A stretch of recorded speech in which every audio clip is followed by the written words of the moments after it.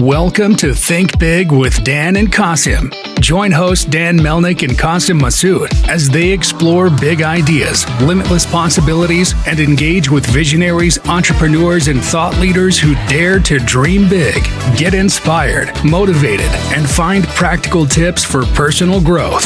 Think big, dream bigger, and ignite your potential.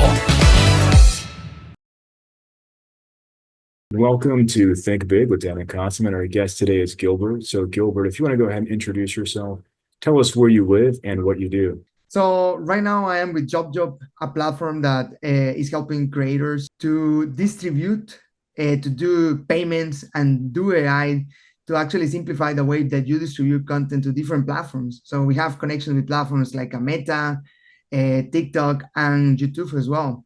So if you want to check it out, JobJob, right now we have the platform. You can do some of the distribution for free in the first 3 times, and then you will have to pay a subscription for a month just to keep us using us. Well, my history comes from a long time. I am from origin Costa Rican.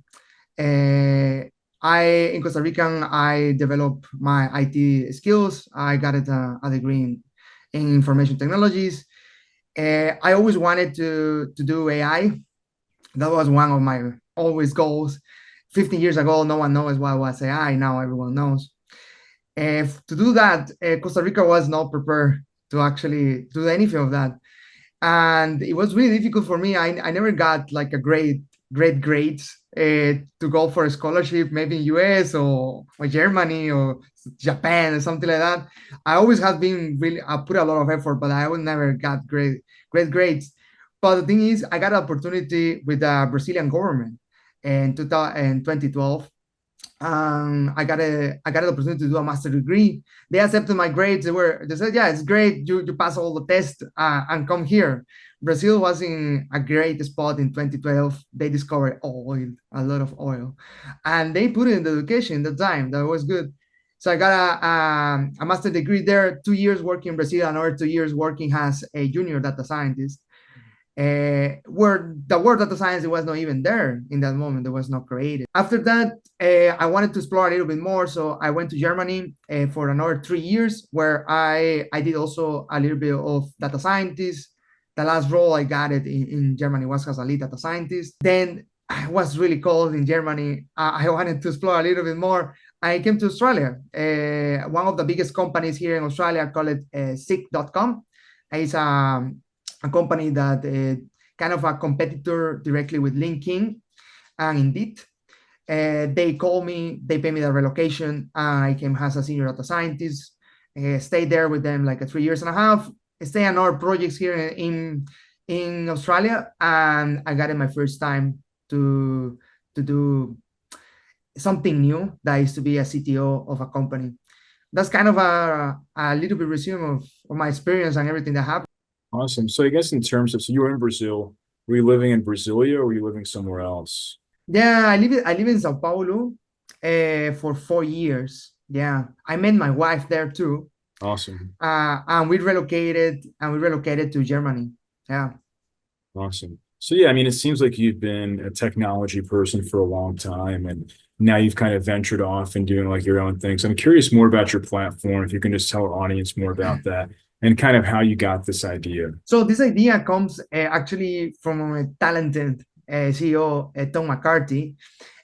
Tom McCarthy worked in visual effects in Hollywood studios for many years, around 7-8 years, working with this company. So if you see some of the Marvel movies, you will see maybe some credits of him doing some stuff as special effects for a long time. He saw a potential problem, a critical problem that happens to people to distribute content. Right now, a lot of people want to distribute content to different platforms, and it takes a lot of time to do it. But not also time, it also takes security. So everyone has to have different logins. And when you have a team has a Mr. Beast team, where you are distributing to TikTok, Instagram, Meta, YouTube, and more, it gets complicated, right? It gets complicated because not all the people needs access to everything. For example, you don't want people to know your access of YouTube or what account or where the money goes. Maybe some people want just to create a little bit title, or they want to just put a pic, or they want to just do marketing promotions, but they don't know where, how your monetization or what other kinds of things of the business are. So JobJob is offering like a more complex and customized option for these people. And also we, in the future, we are implementing a payment system, because now that you are working with different people, and sometimes are freelancers or sometimes are people that are working with you, companies like Mr. Beast or maybe ESPN or Bing, they want to actually produce content. They are specialized in that, but they don't want to know, I have to pay this invoice to this freelance that do this for me, this cut of video. I don't want to do this, or it's too complex to me to hire so many people and then pay them and then see the work it happens. So we are working in an environment where you can collaborate in the platform. You can actually review people work in the platform and then publish it when you are ready. And everyone, we have different rights in the platform to say, do you have a right to just review the work, just to edit the work, just to share it, and etc. Right? So that's kind of the platform that we want.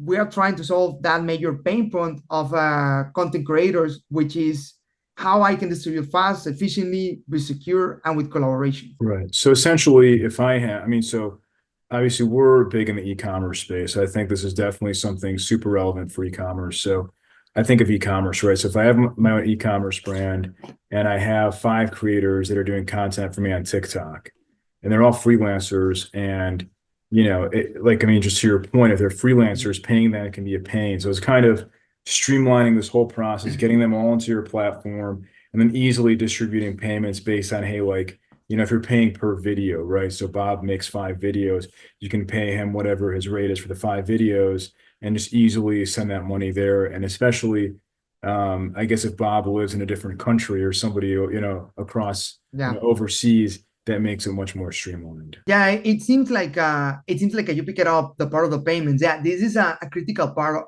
that we are seeing a pain point for a lot of people, because people doesn't know where to hire, or also they don't know how to review. So there is kind of a miscommunication. Some companies, some freelancers do the work and they are not getting paid.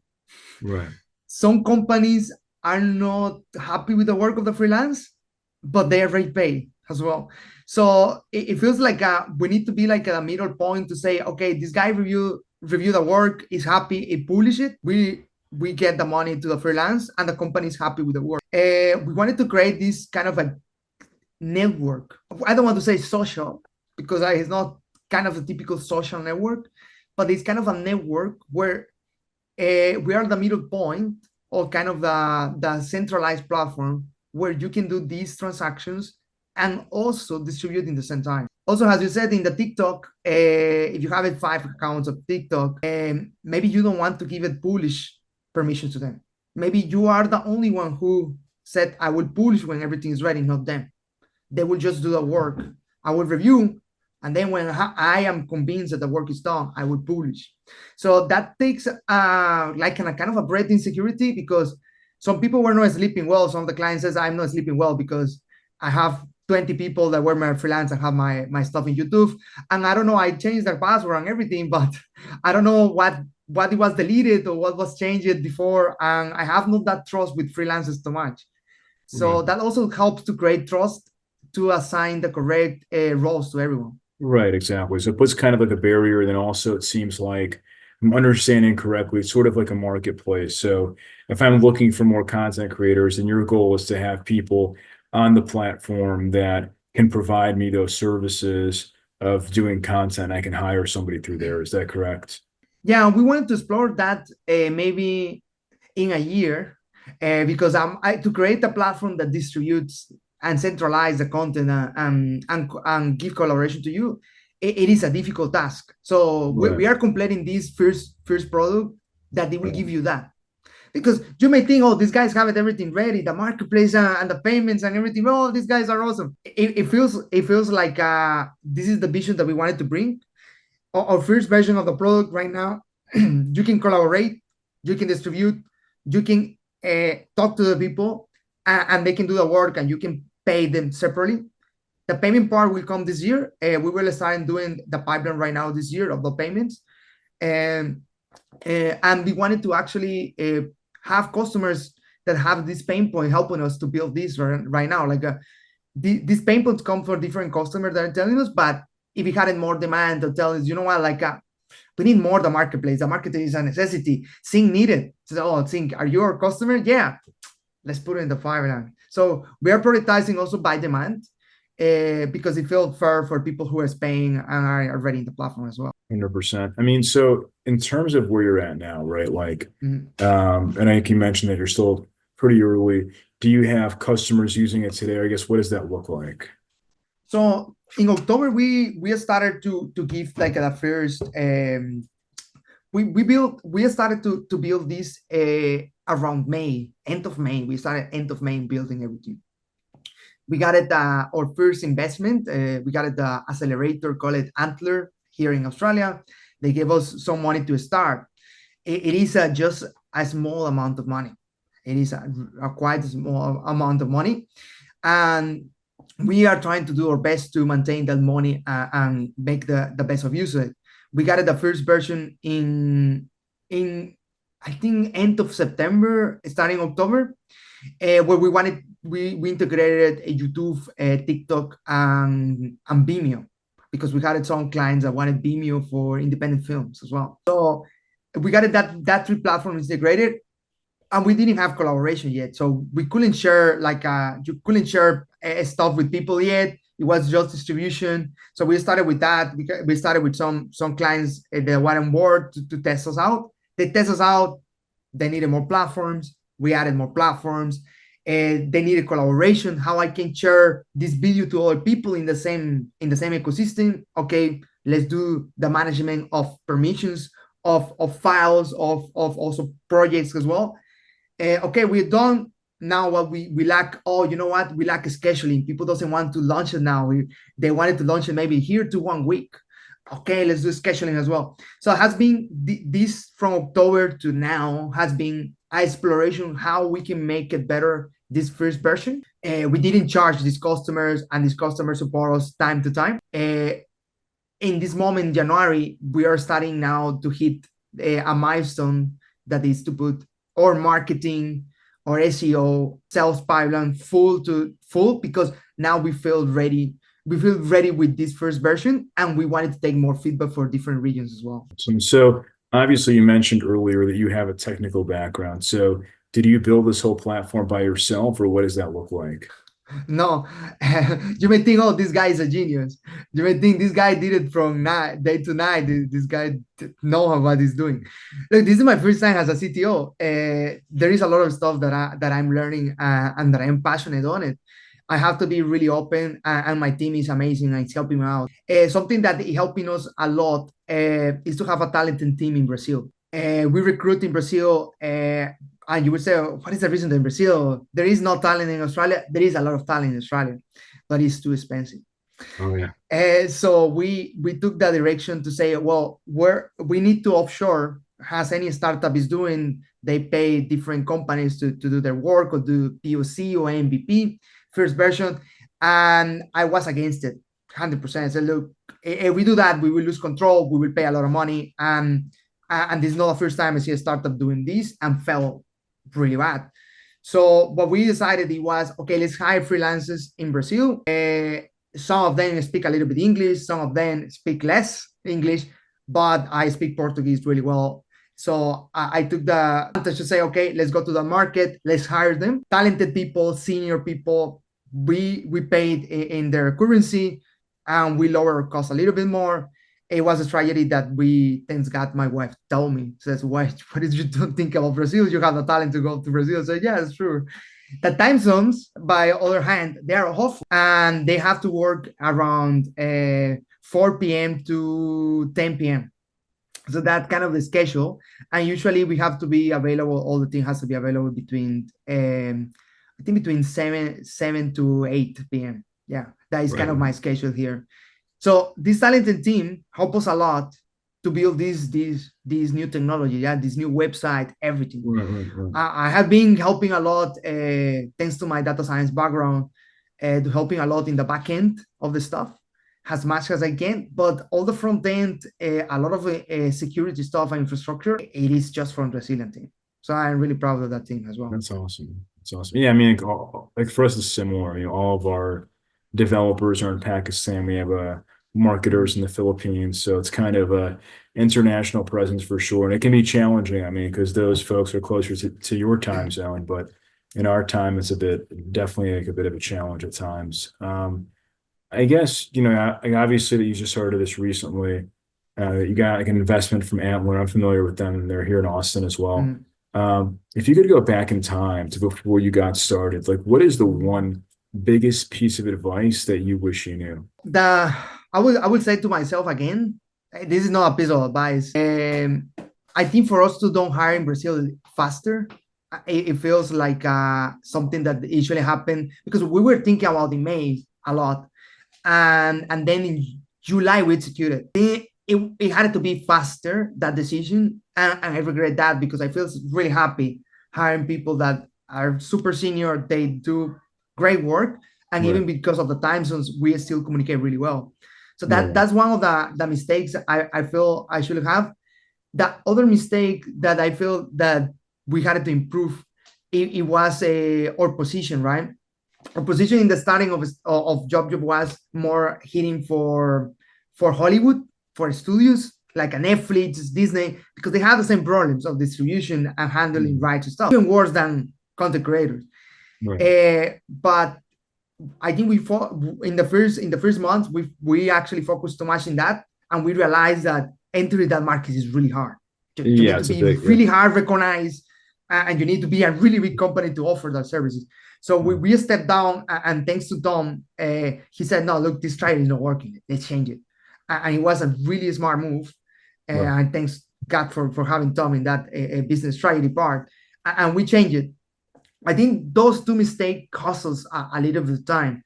And time is the essence of any startup. If you lose time, it is the worst that can happen to you.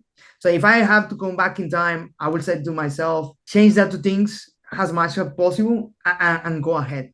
I think that two strategic parts, we had to execute faster. For sure. What would you say, if we're going to have this conversation again in 1 year from now, what would you say, or where do you see your company going? Well, right now for me, it would be to actually my biggest challenge is to keep the culture as it is. In startups, always when the startup grows, the culture goes bad. Right. And we know the reason, right? That the person who built the startup is not there to see single interaction in the company, and he can. So how we maintain the culture, how we keep people happy, how we keep people independent as well, how they can be an individual contributor without not having too much bureaucracy. This is something that from the start, the first meeting that I have with people, and the first thing that I put in minds people is, yeah, we are a startup, we have to rush. But first is the person, and then is the work. Right. So what is happening in your mind? How is your house? Right. How is everything with your kids? How is everything with your wife, with your dog, with your cat? How is everything with your parents? Right. Everything is okay? Are you okay with everything? Do you need any space? Do you need help? Are you having any conflict? Are you having a conflict with me as a boss? Are you feeling happy with me as a boss? All that is happening to have a little bit more saying, okay, the person is first and then the business is later. Exactly. I will not do anything if my people is not happy, my goals are not accomplished. So we put the people first and then the business later. Makes sense. That helps us a lot, knowing that people is in another time zone and we need to trust them. So that helps us a lot to build that relationship. And my goal for 1 year is to have the same culture that I have right now. How I will do it, I don't know. I'm keeping building it. I put in that the essence to people's mind to keep it going and transmit it to different people when we grow and grow and grow. I don't know how much it will happen because it can be destroyed, but in the way I will try to see strong tools or any other strategy to keep that. But that's my only goal right now. Awesome. That's a great goal. And, your platform is very exciting. There's a lot of good opportunities there for people to help with their creators and payments and things like that. So if somebody was interested in using your platform or wanted to reach out to you, do you mind sharing your website or just best way to be in contact with you? Yeah, the website is JobJobApp.com. There is if you wanted to actually use our app, it's available right now. You can go and log in if you want, register and use it. You can right now, if you said, oh, you know what, I want to do this podcast and I want to distribute this to YouTube, we're using JobJob. You can do it right now. The tool is available for everyone. We are having soon a discount for this year. So we are doing 50% of discount in our price. So this is just for this month because we are starting the marketing. So take that discount as much as possible because otherwise in February we will take it off. Anyone who wants to use us is there.